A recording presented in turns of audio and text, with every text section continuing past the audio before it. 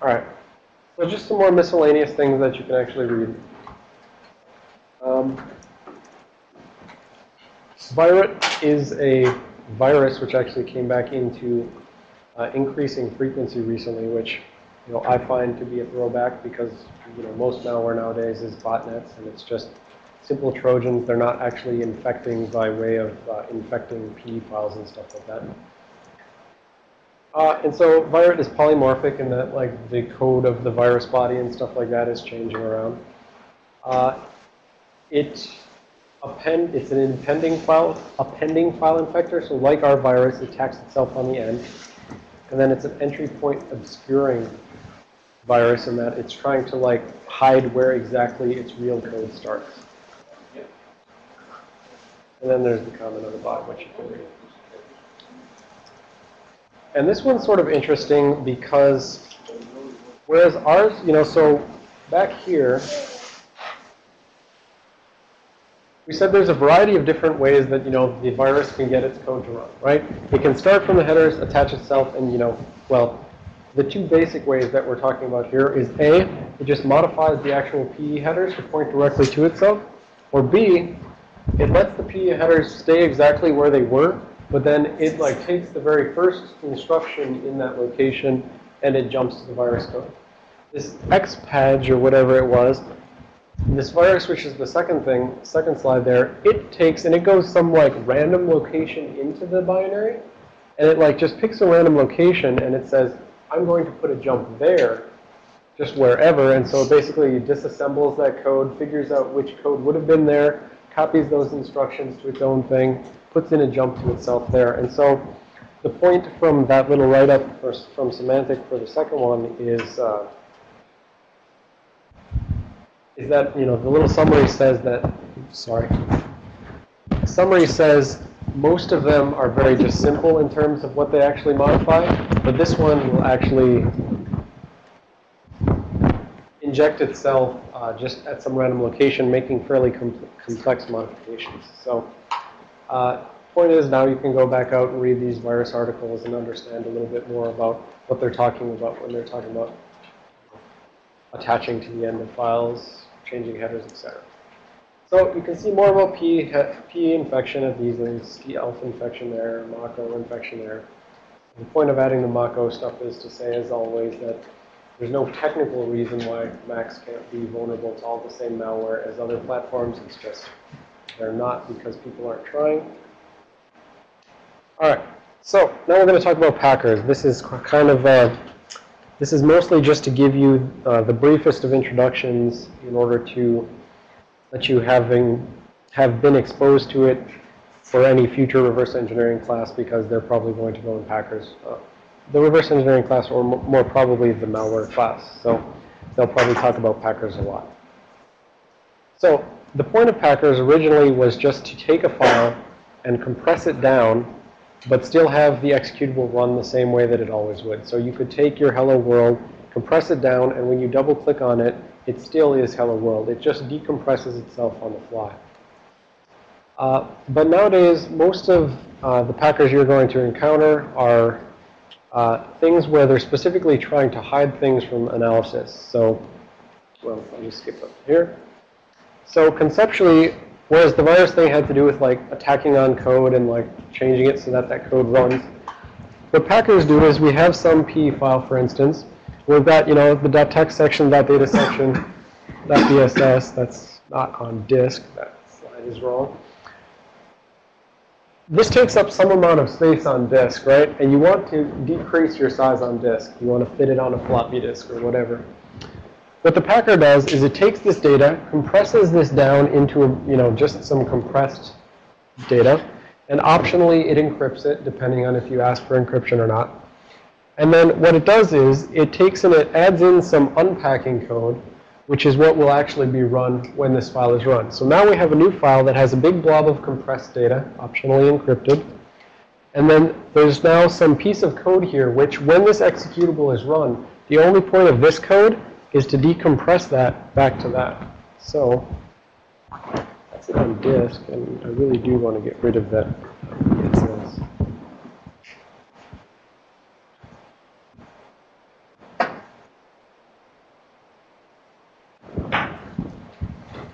right? So at runtime, right, so at load time, so load time versus runtime. So here I'm talking load time, and I'm just saying immediately when this compressed packed executable is loaded into memory, these file headers are changed such that this thing still gets located into a memory space which is sufficient to actually decompress the original executable. So if this was the original executable and it had, some space necessary for .text, .data, etc., when this packed executable is run, it still needs to allocate the same amount of virtual address space, actually probably slightly bigger amount of virtual address space that the original executable had. So it's saving file space, but it's not saving memory space or anything like that.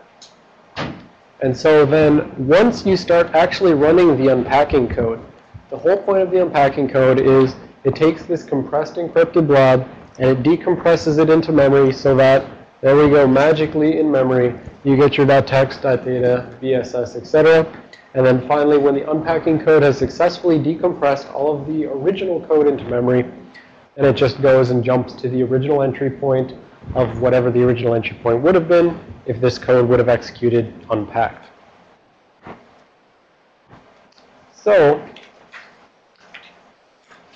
we're going to be going over UPX, which is one of the most common packers. And actually, the funny thing here is, despite being a very simple packer and being well understood by malware analysts, UPX is still one of the larger, one of the most common packers seen on malware. Basically, just due to laziness, ignorance, or they just don't care. If they have some malware, they'll just throw it through UPX. It'll compress it down. It'll hide what they want hidden, etc. So again, going back to this notion, what they're really worried about when they're choosing to use a packer is they're saying, if you could see my original malware, you could go in there to the imports table and say, oh, this malware is importing, connect socket or open socket, whatever this malware is opening the registry, etc. And so they want to hide those strings and they want to hide their code. And so by packing it down like this, when the malware analyst is given the thing, they don't know what functions it does. They can't do any sort of static analysis on this by itself. They need to actually figure out how to unpack that back out to the original code.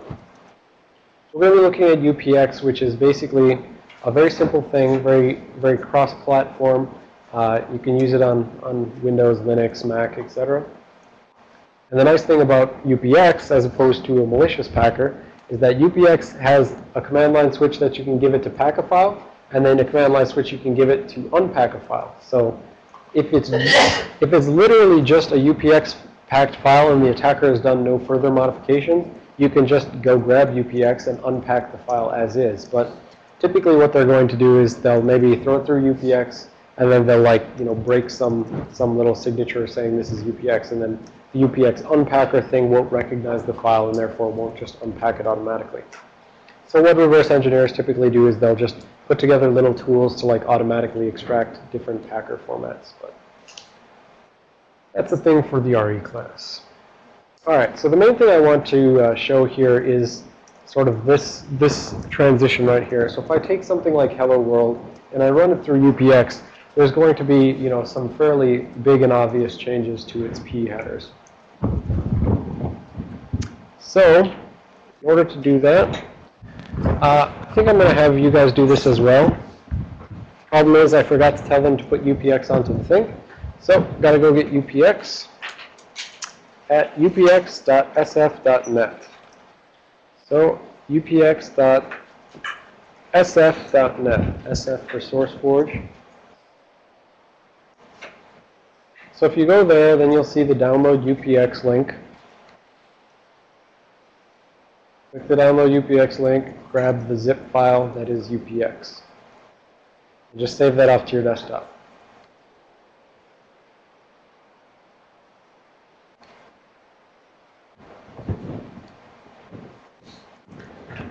So eventually you should have the saved file on your desktop. Open up that zip file and just drag the folder out to your desktop again. And so ultimately you should have this folder.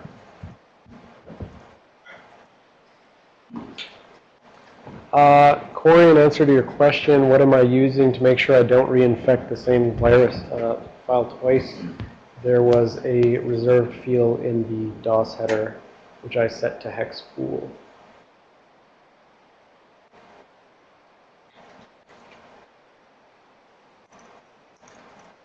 This right here, Corey, was the check where I say, if this thing is already set to hex pool, don't infect it again. All right, so you should have UPX on your desktop now. You should have this folder. UPX is going to be a command line executable. So open up a command file.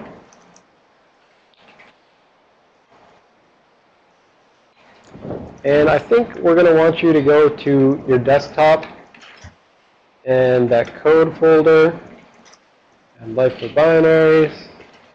Life of binaries, debug, right? That's where that hello world.exe was.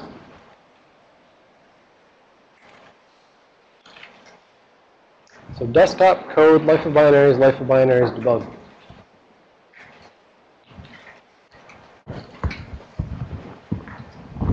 What I'm going to do now is, if I just drag this upx.exe into this folder, or into my command window, it'll pull out the full path and throw it into the command window.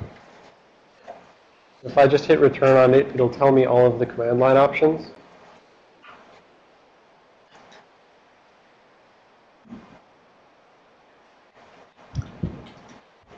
So specifically, I'm going to use this -o option to output hello world to a new file called hello world packed. So I'm just going to, again, drag UPX in there and do -o space hello packed.exe space hello world.exe.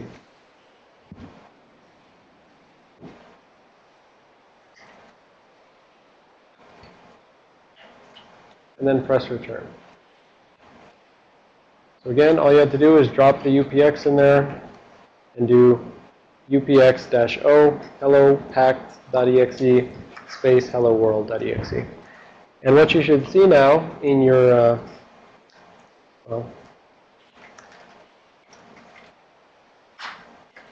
what you should see now in your directory is hello packed.exe. So the first thing that we can see is hello world took up 28K, and hello packed took up 9K, about 10K.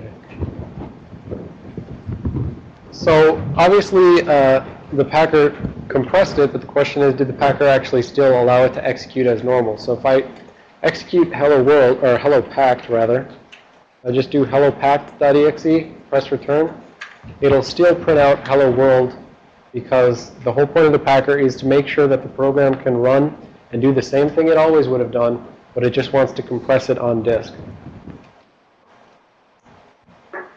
So now we're going to open hello packed with PEView, and we're going to open hello world with PEView, and we want to see, what the difference is between those two files. So I'm going to open hello world.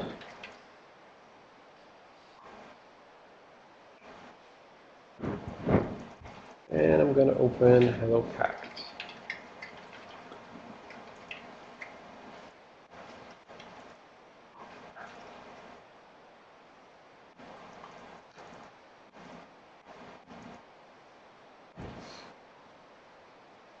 Okay, Mike, that's fine.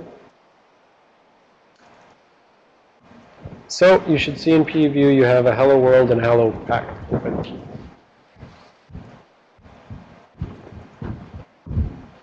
And now you can just browse through and look at the section headers, for instance, and see the differences that you're going to see in the section headers. I mean, obviously you can see that one of them has completely different names. It's called UPX0 and UPX1 rather than .text, .data, and all that. Right? So there's one pretty obvious and big change to the P headers. Right.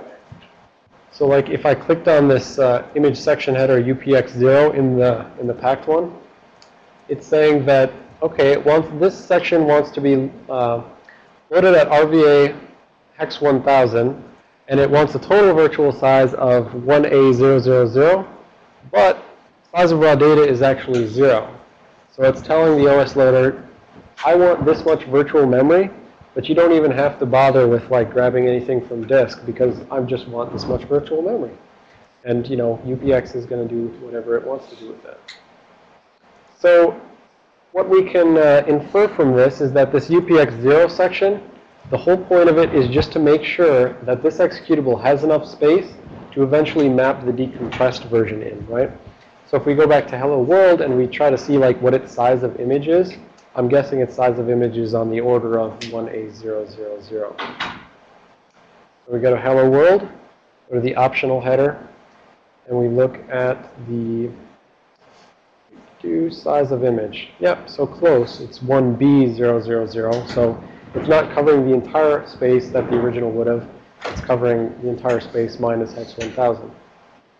So looking at the next section header in the packed version, we can see that this one says, okay, I'm going to start at 1B000, and I have a virtual size of hex 2000. So between the two of them, so, okay, Mike, over to the board.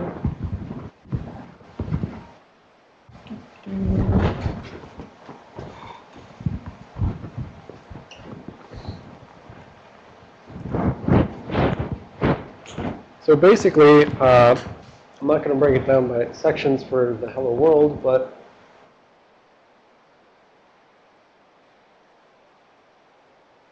hello world asked for size of image equal to x1a000, and you know, this will be broken up amongst some number of sections, but we don't care. We know that the total is that big. Hello packed, on the other hand, asks for, you know, well, I can look at the total size. I assume it's going to be 1C00. But if I look at the optional header and then the size of image, okay, it's asking for 1E000. Hello packed is saying, I want this much size, which is 1E000. So the packed version has to have at least as much size as the original version. And typically it's going to have a little bit more virtual memory because it's going to need to have its own code in there to decompress the original code.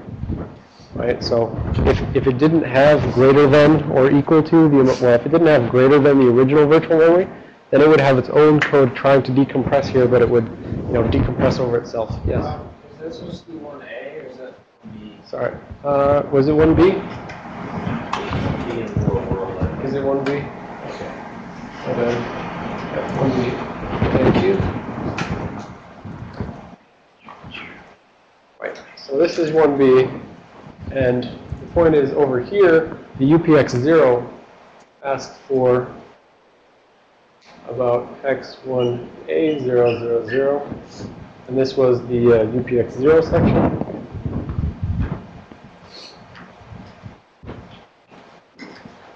That's right on the video.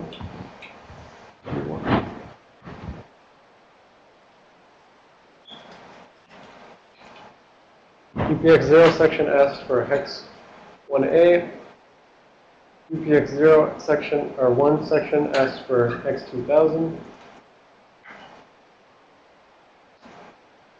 1 section asks for hex 2000. You can see that doesn't add up to 1E. So I'm still trying to figure out where the missing virtual size is coming from.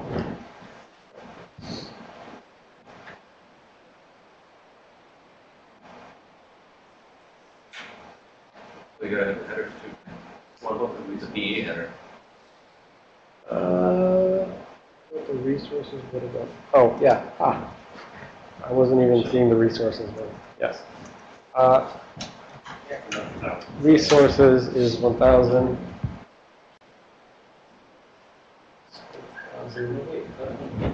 Right. So 1A, B, C, D, but then the end of it is 1E, right? So it starts at, right, by the end of it, it's 1E, right? So this total size is 1A. No, that's not true. The total size here is 1A, so the end of it is 1A. So we're still missing hex 1000. But you gotta remove the headers. Again. Well, the question is that, yeah, it is that, and it's more because of the fact that it's more like this. the UPX0 actually, so yes, it is kind of that you need room for the PE headers, but it's more like this UPX0. It says my RVA, my virtual address, my start virtual address is actually hex 1000 into this. So that right there, this size starting at RVA hex 1000 is 1A, etc. So there's this this initial hex 1000 right there, which is before UPX0. So UPX0 starts, hex 1000 in, goes for 1A. UPX1 starts, 1A in, or was it 1B in, right? UPX1 starts 1B in, because it's 1000 plus 1A, starts 1B in, and it goes for hex 2000. So we found all the virtual memory space. Good for us. All right. And yes, and there was that resource section.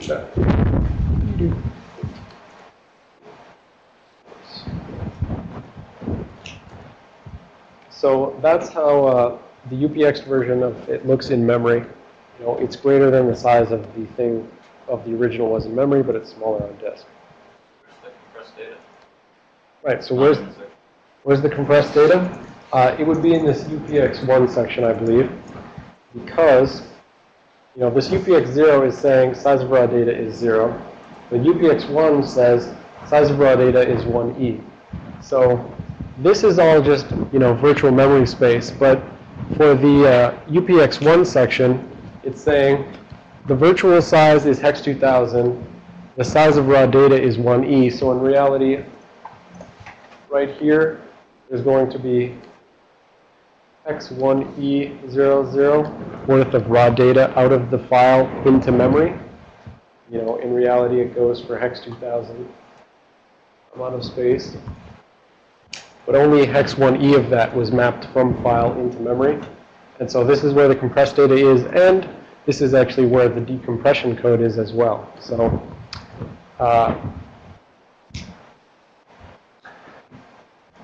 see if there's a way I can prove that. Well, the address of the entry point, is it 1CAF0? 1C AF0.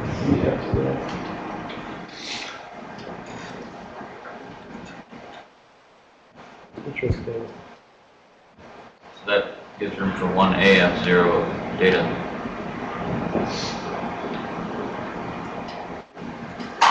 Sorry, hold on a second. I'm losing my train of thought. 1CAF0. That's going to be ends at 1B, so this is the confusing part. So this ends at 1B and then 1C. So it's still within here, right? It's at the very end of here. So this, so in terms of absolute, so this is just a size here, right? This is size of 1E, size of 1A, but this is like X1000, and then right here, this is X. I'm going to get rid of this. This is 1B000, and this right here is X1D000, right there, right? Because we started at RVA 1000 and we go for 1A, and that means the very last address of UPX0 is 1B. Then we start at 1B00 and we go for hex 2000, so that means the last version is D. So when you say the address of the entry point is at 1CAF0, was it? I think? AF0. AF0, right? When you say the address of entry point is at 1CAF0, it is still within this UPX1 section. So there's going to be some compressed data up here, and then there's going to be the actual decompression code somewhere within this range. And so we can, roughly speaking, try to start seeing that. So given a binary where the only thing we know is, well, we can check, we can say, okay, it doesn't look like it has any TLS callbacks, so we'll go ahead and we'll set a breakpoint on this packed version, and we're going to load it up in the debugger, set a breakpoint at 1CAF0, offset from the base address, and then we'll start seeing the unpacking code. So open up WinDebug, and then open up hellopacked.exe. WinDebug. File open executable. I'm skeptical. You're skeptical? But the assertion that the packed data is not UPX1. Yep. Just because it starts at 1B. Well, hold on. I was going to do a calculation to try to kind of back that up. So let's see what so let's say that it starts at 1B0 and it goes to 1CAF0, right? That implies that there is only 1AF0 worth of packed data right there, right? And so you may be correct. It may just go out and actually read the thing from disk at some other location. But let's see. So what is 1C, or what is 1AF0 in decimal? 1AF0 in hex is decimal 6896 worth of data. So we've got about 6K worth of data ostensibly there. But we know that the overall file is only like 9.7K worth of data. So we're in roughly the right range, right? If we assume that the file has, some header overhead, it looked like it had resources appended to it for, well, it's not no particular reason. I think I think you actually have to give UPX an option to say whether or not you want to pack resources. So I think those resources right here are just like tacked on from the original hello world. Where's my original hello? I take back my insertion. All right. So there were definitely some resources on the original hello world. Let's see. But it looks like there's more on the packed version actually, so maybe not. But we can see that there's definitely like a bunch of resources and stuff there as well. So I would say we're roughly in the right range that it looks like there's about 6.8 worth of data there, and then we've got some extra header data. So as always, prove the assertion with proof pudding, and let's just like see what the code actually does. So from WinDebug, we're going to open the packed UPX that was in desktop code, life of binaries, debug, hello packed.exe. Right, so it's going to start it up. It's going to set a break before it starts executing anything. We're going to set a breakpoint at the base address plus 1CAF0. So for BP, for breakpoint 0x4 1CAF0.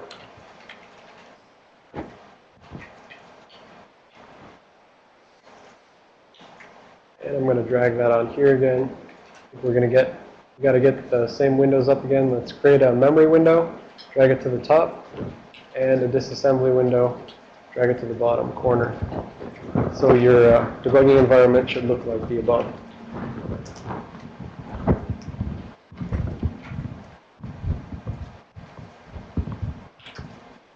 You're going to have to like drag it, let it go, and then drag it back again. So like drag it till it's like hovering. Yep, there you go. Now drag it back to the top. There you go. Yeah, sometimes it'll just won't do it unless you let it go somewhere else and drag it back to where you want it to be.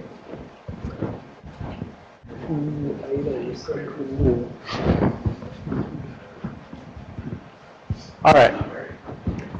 So we set a breakpoint at what we think will be the very first instruction of this unpacking code, right? So now let's go ahead and run it. G for go, and execute it. All right, so, oh no, we've got a instruction you don't know.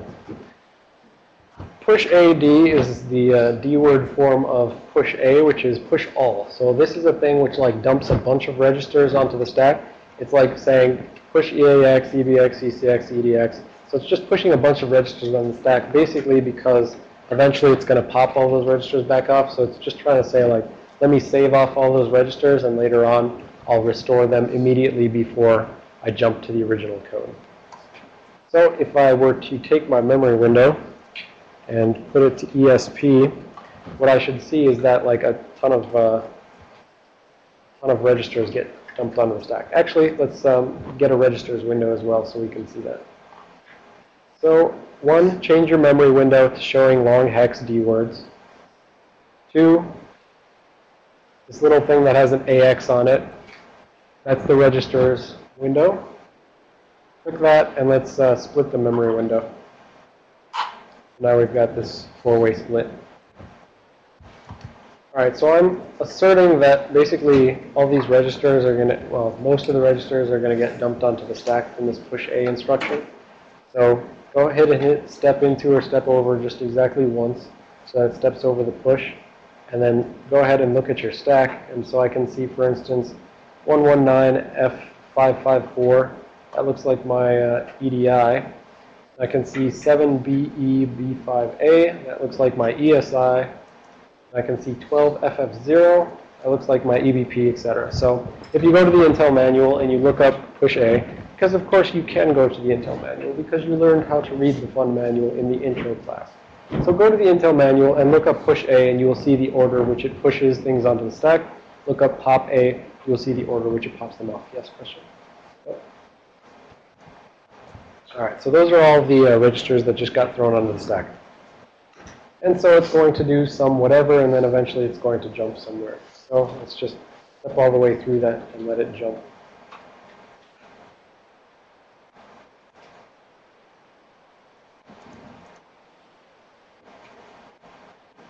And this is the point at which I say, and now it's up to you to read the code and figure out how it unpacks it. No. So like I said, I didn't actually go through and even get a sense of what the Windows version of the code does. So I only did the Linux version. But basically, I'm going to see now if I can just eyeball and figure out where it's going to eventually call back to the original entry point. So, oh, there's an interesting thing.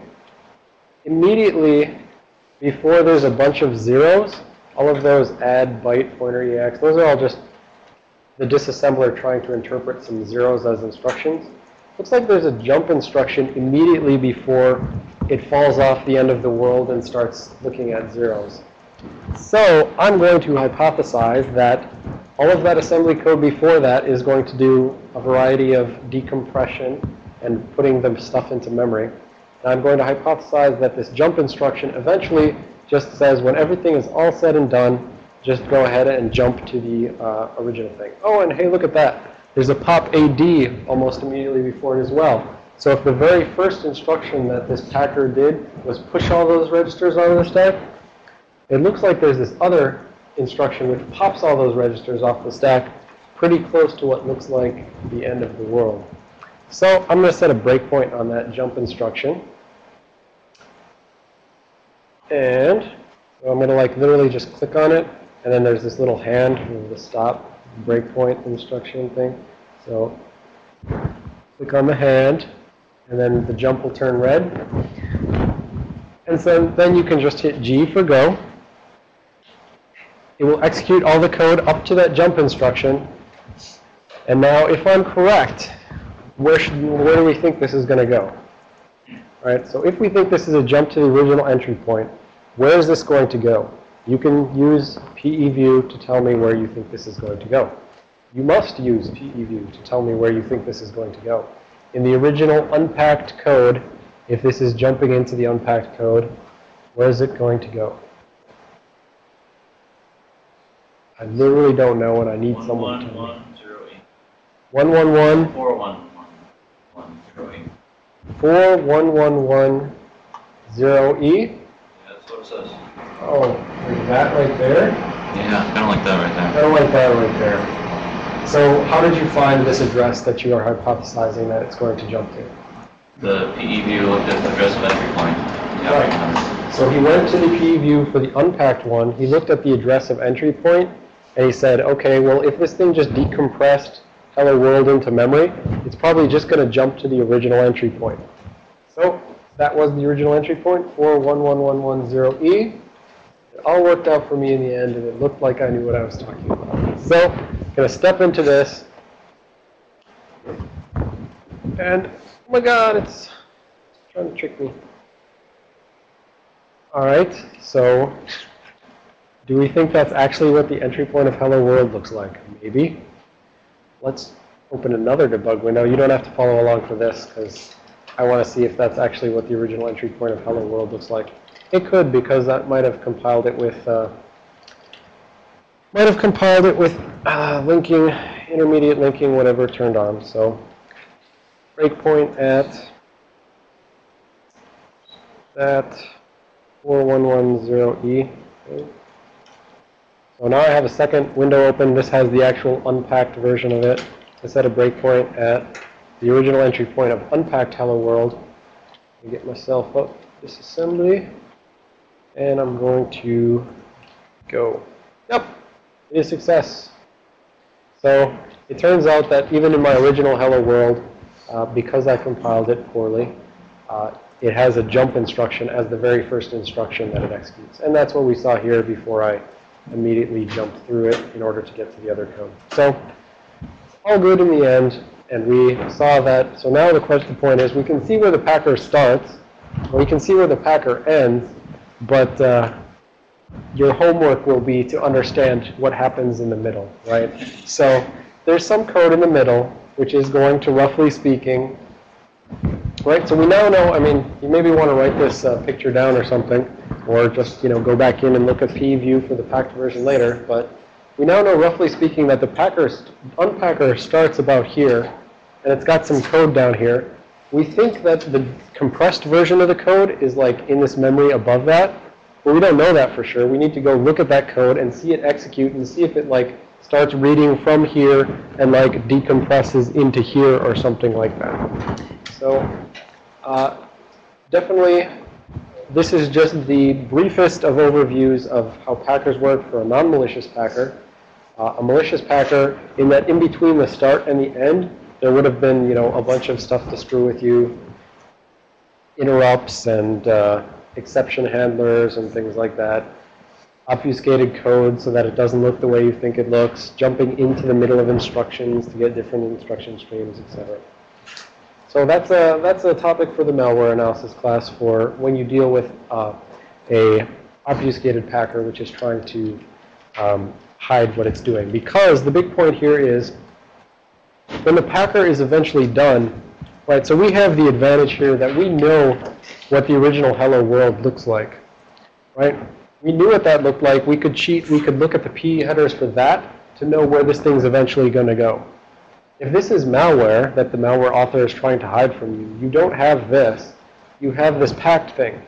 This code is bouncing around in here, and maybe it eventually has a clear jump to here. Maybe it doesn't, right? And so your job, as when you're trying to unpack some maliciously packed file, is you need to figure out at what point the unpacker is done and the real code starts executing, right? You just want to analyze this packed file, and so you need to see when this thing is completely decompressed in memory. Then you want to like dump it out of memory and go analyze that file, right? So when this thing is completely done decompressing, it'll have this hello world in memory. You want to dump that out to memory and go, look at that in PView, rather than this, packed, compressed version, right? Yes. Yeah, but most people oftentimes, or most of maybe in malware, not even have the PE headers and stuff. No, there has to be the P headers for the original packed version, right? So if they're UPX What like if this, it's just a routine though? Right? what if it's just a routine? So if you're talking about like some malicious like library or something like that, that's a completely different case, right? We're talking about, standalone executables. Most malware is going to be an actual, kind of exe. If it's something like, a shellcode routine, if you literally, just have shellcode, yeah, that doesn't stand alone, that doesn't have P headers. We're talking about if you recover some malware from an operating system, that malware has to have some way of running. It could be just a malicious library, which assumes that something else like run dll32.exe runs the library. But yes, there definitely can be cases where you don't have P headers for some malicious snippet of code, but far more commonly you're going to have some obfuscated standalone binary which gets downloaded basically. All right. Any questions on the packing section? See if I have anything else to say about this. And will it also depend on certain conditions whether it unpacks or not? Yes, actually. So right, the question is, will it depend on conditions whether it unpacks or not? And that's where I said a malicious packer is going to have things where they actually try to trick you and do things like that. If you're walking through the code, they'll try to trick you and see wrong things. But also, for instance, in the intermediate x86 class, we covered two particular examples where code can tell if it's being debugged, right? So the first one was it uses the RDTSC instruction, which is just a timestamp counter. It says, if the time when I access this timestamp, between that timestamp and that timestamp, if they're not within some range, then I think my code is executing too slow, probably because there's some human like stepping through my code.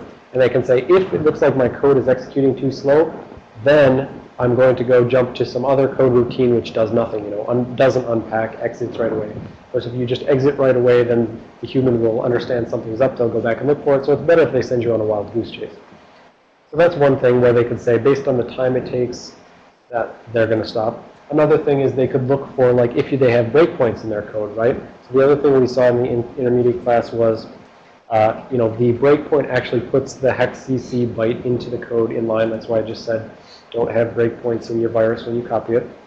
And so that's another thing. They could be reading their own code and checking, like they could be just making a checksum of their own code. If that checksum doesn't match up, implying that someone has modified it, for instance, with a breakpoint, then the packer can just go off and send you on a wild goose chase, basically. So, yep, malicious packers are going to throw in all those sort of tricks to make it so that unless they think that that they're executing in a pristine, unmodified condition, then they won't execute at all, basically.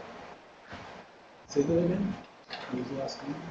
What? What was the last comment? I said a malicious packer can throw in conditions to its unpacking code such that unless the code thinks it's executing in a pristine condition, where pristine condition can mean its timing is what it itself expects of itself, its checksum of its own code is what it expects of itself. They can throw in those anti-VM checks we also learned about in the intermediate x86 class, where they can check, does it look like I'm in a VM? If so, I'm not going to run, stuff like that. Any further questions about packing? So in your slides, you'll find that I pointed out the difference between, my particular version of Hello that I happen to have at the time. It's not the one that I just showed here. Looks like that one is a release build rather than debug build. But, I just pointed out specifically the places where stuff is going to differ between these two versions. And then also there's the alpha version, which unfortunately we definitely are not going to have time for. So it looks like, Alf's going to get the can on this class as well, but we're going to get through the rest of this miscellaneous interesting stuff without you here, I guess. And this is the pseudocode, which is roughly applicable to, so this will be roughly, you can use this.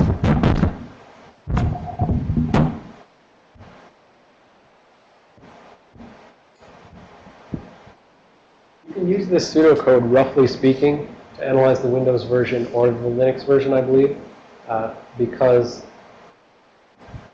I believe with the Windows version, if we had dug into it, we would see that it starts at the entry point. Eventually, it's going to may not actually mmap a page because it has all of the memory that it already needs. So pretend it doesn't mmap the page, and it doesn't copy its own code because its code. So the key point here is this unpacker code is actually executing in memory space below the original space of this thing. So when it unpacks this entire original hello world, it unpacks from 0 to 1B. 0 to 1B, and that means this code down here, it's not going to get overwritten. In the Linux version, actually, it's slightly overlapped so that some of the stuff gets overwritten, but not all of it. So it actually allocates some extra space for itself. So anyways, never mind. Don't use this for analyzing the UPX one. There's probably a bazillion things out there that can tell you how to unpack UPX, like unpacking tutorials and stuff like that. But you can just kind of step over all the instructions, step into some calls if necessary, stuff like that.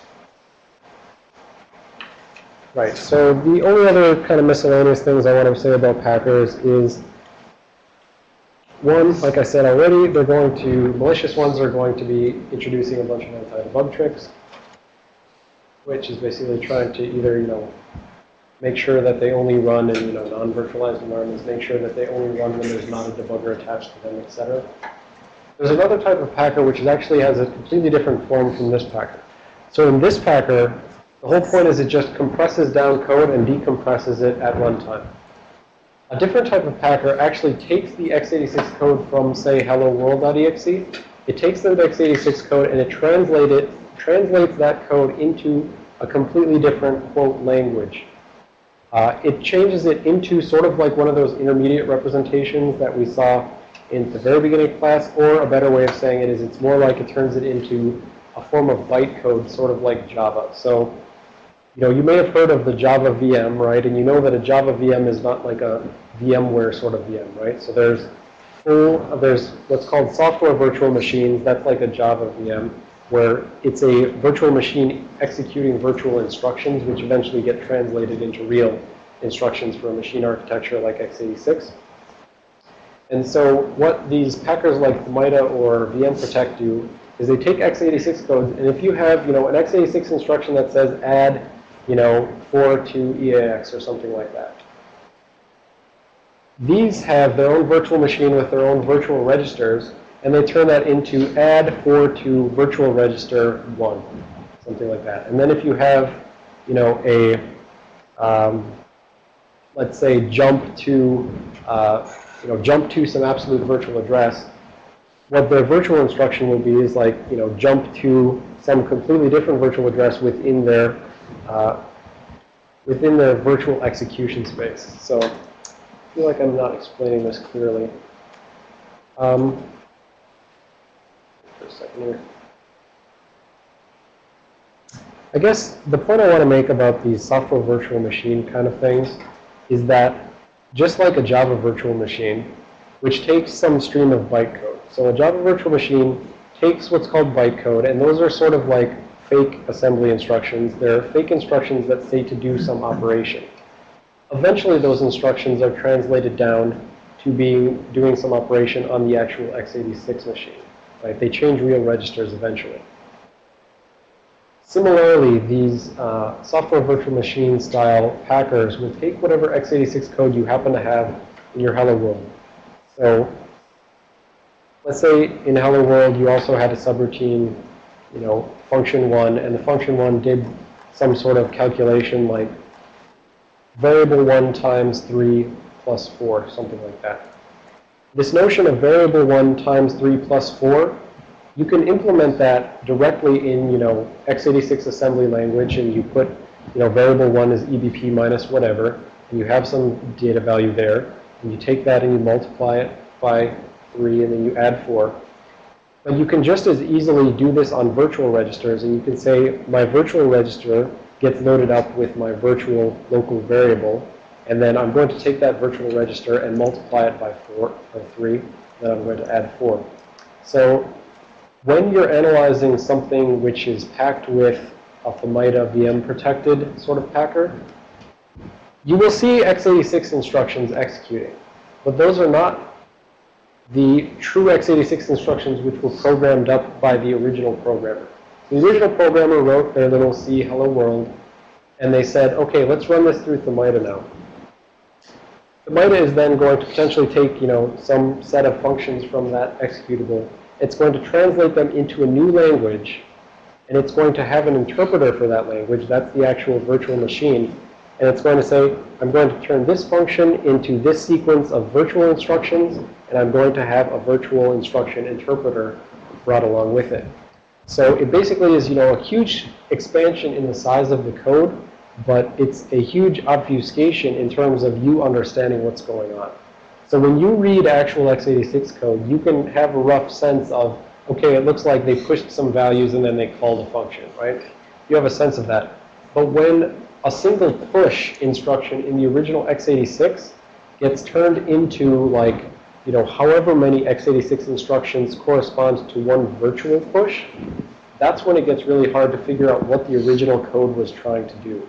Because there's this massive expansion from compact, quick x86 machine instructions to big fat virtual instructions which have some underlying, you know, many complicated physical instructions. So it definitely makes it harder to analyze what's going on, what the original malware is trying to do.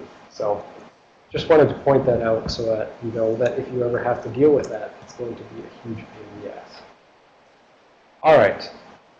And then just a miscellaneous thing here. This was the most recent one I could find, and I don't think it's that recent since it's DEFCON 15. It's like 2007. But the funny thing that you see when you go find things that talk about packer distribution is that, like I said, UPX is like the simplest thing to understand, and yet it's still used in a lot of malware due to whatever reason, laziness, they don't care, ignorance. This is a little problematic here in that these two things were misidentified, I believe, as just trying to say that, well, I think this is just misidentifying what the actual, quote, packer was, and that it's not necessarily actually packed. Then there'll be just, a bunch of other packers. So there's PCOMPACT, there's ASPAC, FSGPPAC. So there's like all these different things. And if you go back and you go to that slide, you'll see this is actually just for the packers which have 100 files or more. And they had some malware collection, and they threw it through a packer identifier, probably PID. And then they said, for all of our malware collection, we have 3,000 files that are identified as being packed with UPX. We have 988 or 762 which are identified as ASPAC, whatever. And so there's many files like that, but then eventually you get into all this long tail here that there's a bunch of miscellaneous small little packers that aren't used by very many people. They're like only used potentially by some groups. And they have this long distribution of everyone has their own little custom packer. So whereas you may understand the general notion of how UPX works, therefore you can just skip ahead to like, oh look, there's a jump instruction. I think I'll go to the last jump instruction, right? When you start dealing with the fact that there's like hundreds or maybe even thousands of different types of packers out there, you can no longer, use simple quick mental notes. You start having to deal with each of these every time you get a new packer and you say, is this something I've ever seen before? And when you become, an experienced malware analyst, you're going to have seen a lot of these, right? You'll see probably all of the top ones, and therefore you'll be able to have mental shortcuts and or helper programs to help you get through the top packers. But it's all of this this lower order tail that there's still can be like lots and lots of stuff that you've never seen before potentially, or which are just variants. Frequently, the point is the reason why there's all these like many different variants at the end is that they're variants specifically to try to break tools which are meant to auto-unpack them, right? So ideally, you just want tools which auto-unpack and spit out, the original hello world.exe. But as the packers get better, they make it so that, they're going to be potentially polymorphic, actually, so that they,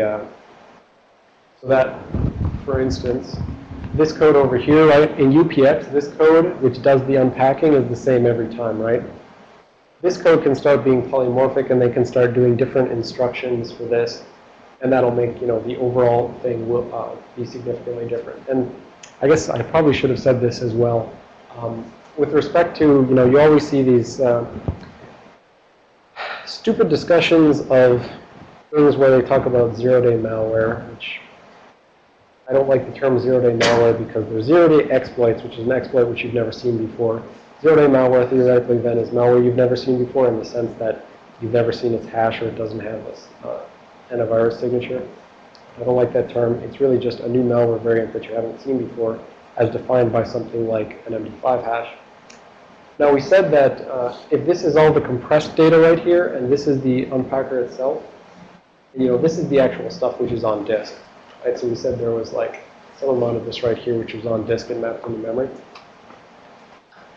This compressed stuff can also be encrypted, like I said before. And if we encrypt this, then we know that anytime we choose just some random key, then this data is going to be changing. And therefore, I can pack hello world twice, the exact same hello world, and, with two different encryption keys.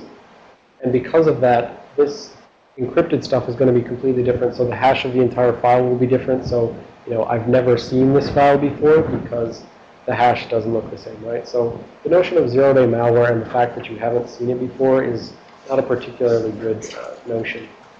And so some of the packers, specifically the point is, to encrypt this to make it look just like it's new, and then to polymorph the decompressor so that it looks like something you haven't seen before, right? Because otherwise, if this is always the same, antivirus will just set a signature on the decompressor code, and it'll always match. So then they start making that vary so that you can't just set a signature on that. Anyways. Did I give you guys a 4 o'clock break yet? I don't think so. All right. 5-minute break.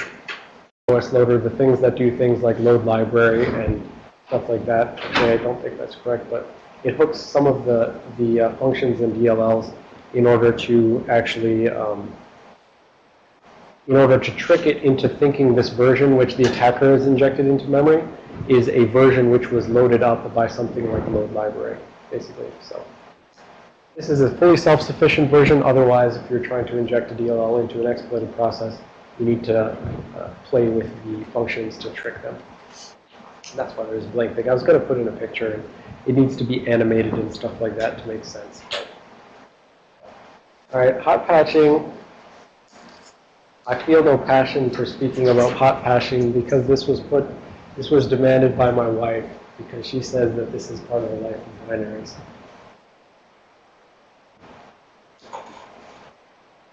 What can one say about hot patching?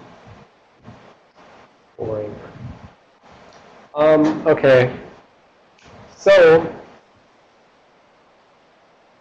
Microsoft would like to have the ability to update things on the fly. So the hot patching refers to the fact that we want to patch an executable while it's running, right? We don't want to like shut down, restart the system. We want to take some component which otherwise would require a restart and allow us to change it in memory in such a way that it'll still run as normal, but we didn't require shutdown, unload, or anything like that. There's a hot patch linker option, or sorry, compiler option, which you can specify. And this is actually where in some functions, if you see that the function starts with this move EDI to EDI instruction, the only reason that's there, it's a no-op obviously. If you move a register to itself, it doesn't do anything.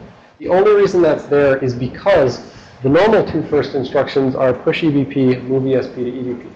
Those two instructions are 3 bytes. That's 1 byte, that's 2 bytes. If you put this in front of them, that's also 2 bytes. Now, this plus that equals 5 bytes. 5 bytes happens to be the size of 1 byte jump opcode, and then 4 bytes address where you want to jump. So, by making it so that the first instructions, the first 3 instructions of your function are move EDI, EDI, push EBP, move ESP, EBP. By making those the first 5 instructions, you can guarantee that as long as you overwrite the first 5 instructions of a function with a jump, you know what instructions you need to replace eventually before you go back to wherever you overwrote functions. So, that's the whole point of hot patching. Done. You can see a bit more here where he talks about all the different ways that one can do hot patching. The thing I just talked about was just the simple case where, if Microsoft comes along and let's say there's like a DLL which has a buffer overflow in it. Microsoft wants to come along and they say, I want to fix this on some servers, but I don't want to have to force people to reboot the servers. So what they're going to do is they're going to come along with a patch which says, okay, for my vulnerable DLL, I'm going to insert a jump instruction at the beginning of that DLL. I'm going to inject a DLL into the memory space of the vulnerable thing, insert a jump instruction. The jump is going to go off and have, some completely different implementation, some slightly modified implementation of the function which is no longer vulnerable to the buffer overflow. And when that thing is done, eventually it will, that's still not right. I tried to fix this up to make this correct. I was feeling very lazy and I didn't want to just write my own thing that had, a couple of instructions. But I did not still fix it up correctly because there should be a move EDI to EDI right here.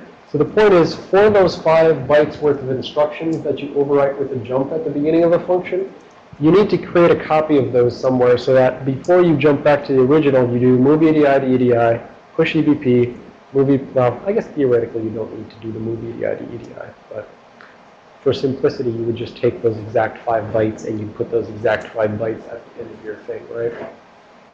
So you do those 3 instructions and then you jump back to the address immediately after the original thing and it would do whatever it's going to do. So that's actually just a plain jump overwrite. That's used by rootkits in order to man-to-man stuff as well.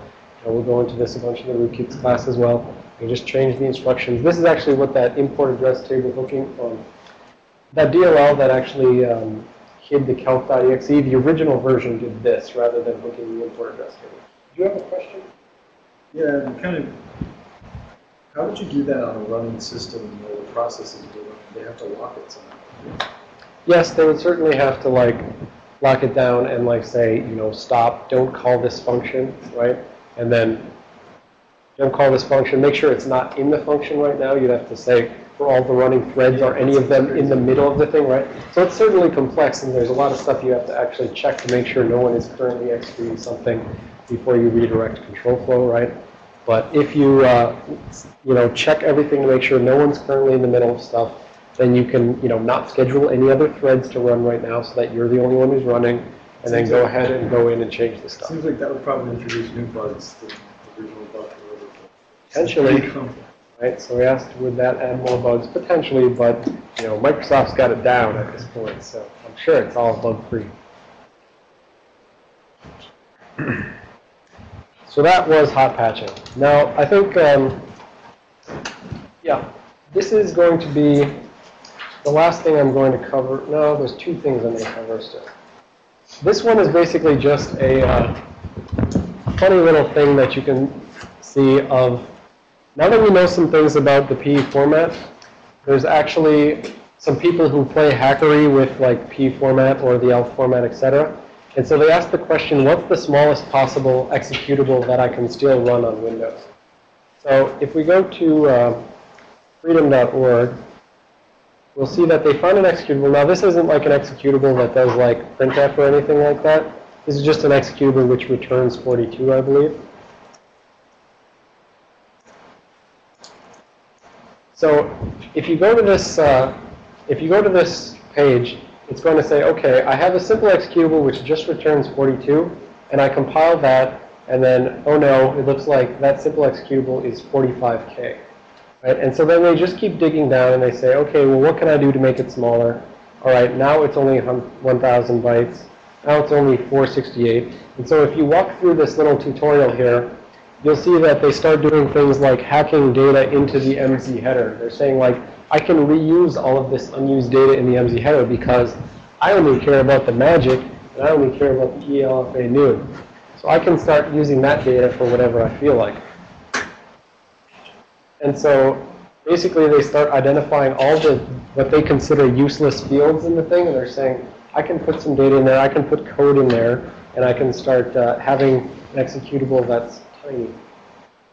Right, so again, that's a on your own time kind of thing, but now that you've actually seen some of these, you can sort of understand. You'll see that most of the things they say are useless are the things I say are useless. Yeah, they got rid of the data directory entirely, right, so there is no data directory for this executable. And so eventually, la-di-da-di-da, there's a lot of explanation, so they're very thorough in explaining it. But this is just sort of a... if you're interested in games nerds play, go check those out to see how they hacked their way through in order to make tiny executables. All right, this is sort of a practical tool just to take a look at. You're going to want to take a look at these slides. And this Binject tool, I believe, yeah, it was released this last summer. And this can do some interesting things like sticking TLS callbacks into functions, into executables and stuff like that. I was going to ask a question. Is there any limit to what you can do in the TLS callback? Define limit. Like, I mean, could you do your entire execution Yes. in TLS? Okay. Right, so his question was, is there any limit to what you can do in a TLS callback? Can you do the entire executable in a TLS callback? Yes, you can. Because the point is, right, it's just pointing, the TLS callback is just pointing at some function which should execute, right? And so if you zeroed out the address of entry point and you stuck the address of entry point as that TLS callback thing, you'd be functionally equivalent, right? So, there we go. He uses PEView as well. Uses what? PEView, right? So this is actually out of PEView, right? You can see this is our thing. So here's an example where he actually takes and he runs binject over an executable, and he's, quote, poisoning the import address table. And so these were those import address table descriptors, right? So we have one descriptor for each of the modules which we import. So he could say, okay, well, I want to make a Trojan version of, this or that executable, say Notepad. I want my Trojan Notepad to always load up the evil.dll. And so for all of those versions that you want to Trojan, you don't have to use something like DLL injection. If no one's going to notice the fact that you have overwritten the original notepad with the Trojan version, then you can just make modifications like this to make sure that it's always Trojan. So, and then here's an example of, he's got the option in here in order to inject a TLS callback. And there's a bunch of other stuff, so I'll let you check out that as well. Where was that one? This was Binject on, Okay, I got it. on the Binject side. All right, and now that we are sufficiently pared down to only the awesome people. Only the what? Only the awesome people, right? Now we're just going to tear down here. So we'll talk about the summary of what we learned in here, right? You know what you learned and you know what you didn't learn. That's okay. So the basics of what we talked about, right? Compilation, we talked a lot about, well, we didn't talk a lot about lexical analysis. Lexical analysis, right, was just how you specify the different tokens for your input things. So you have some C source code file and you say that my different lexemes are specified by a certain regular expression, and this is how I can group them into tokens. Syntax analysis, we spent a lot of time on that. Those are the context-free grammars, parse trees, which were the concrete syntax trees. And then we have the ASTs, the abstract syntax trees, where the only difference between a concrete one and an abstract one is that the operators were the internal nodes, right? Those ASTs were much smaller than the full parse trees. We had the AATs, the abstract assembly trees, which were how we eventually, using those AATs, we could like spit out directly, you know, for this tree, I'm always going to spit out this actual x86 assembly code. And the reason I think that's definitely useful to know about is when you see the simple unoptimized assembly code, right? So if you go and write, so I think in the intro x86 class, there was like one example, I think it was example 6 or 8 or something like that, where there was an if statement and we said, there was an if statement and when we looked at the assembly for it, there were 2 jump instructions and one of which you could clearly never actually get to. So when you start thinking about the fact that the compiler is maybe just like spitting out pre-computed things, like if I see an if statement, I do if and then, or I do like a compare and a jump, and then if I have an else statement, I do this. When you recognize the fact that a compiler can potentially be like spitting out just some fixed assembly instructions, you can start seeing how it could potentially make sort of weird-looking simple assembly. Linking, unfortunately, we have not yet found a good way to talk about other than to repeatedly say it splices it all together and to put our fingers together like so. So most of our time was obviously spent on the PE format, where we learned a heck of a lot of stuff about it. 3 flavors of imports. We have regular imports, bound imports, and delayed imports, right? And the delayed imports is just at some point later, it's going to import this DLL just in time. We saw MS Paint only imported UX theme when eventually someone called one of its delayed functions. And we saw hooking the import address table in order to hide things from Task Manager, right? Hide calc.exe. Saw a bunch about the exports and how the OS loader goes and reads the exports from one module to fill in the imports of another module. And theoretically, we would have seen about hooking that. We didn't see that. We just talked through that. But we also saw export forwarding, which was that way that kernel32.dll could redirect, its what was it called? Add vectored exception handler or something like that. Kernel32 redirected to ntdll.dll. So that would actually implement the thing. And we said the export forwarding was relevant because, Stuxnet had export forwarded the majority of the things for the module that it actually wanted to Trojan, and it implemented the version. It implemented Trojan versions of functions it did care about, and it forwarded else everything it didn't care about. We saw the relocations. We said the whole point of relocations is just that if a module gets moved in memory, there's potentially a bunch of addresses within it that have hard-coded, there's a bunch of instructions potentially in it that have hard-coded addresses, and those hard-coded addresses need to get moved if the base address is not correct anymore. For local storage, the only reason we care about that is because of those TLS callbacks. If you don't know that there's such thing as TLS callback, malware that does know that there's such thing will be able to execute their code and you won't see it executing.